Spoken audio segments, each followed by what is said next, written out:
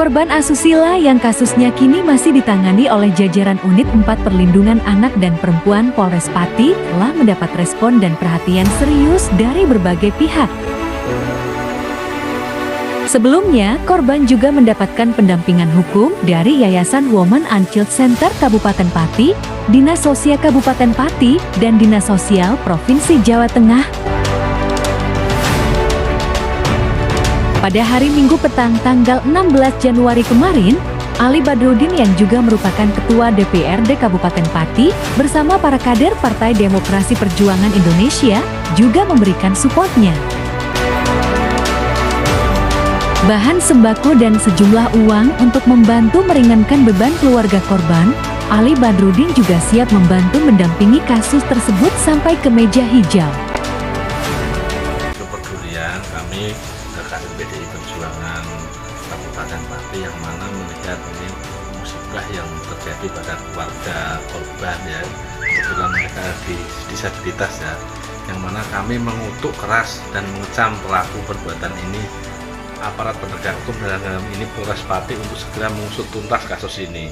Kami juga meminta kepada Dinas Sosial untuk menyediakan fisiologi ya, agar trauma kondisi fisik dari korban ini segera pulih.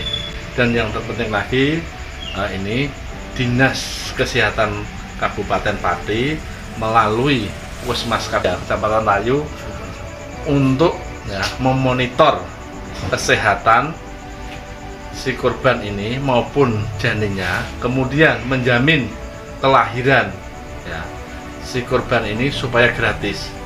Tentunya kasus ini tidak boleh ditutupi, harus dibuka blas ya. Aparat penegak hukum harus betul-betul ini menyelesaikan secara tuntas, selesai sampai terang benderang sampai dibawa ke meja hijau.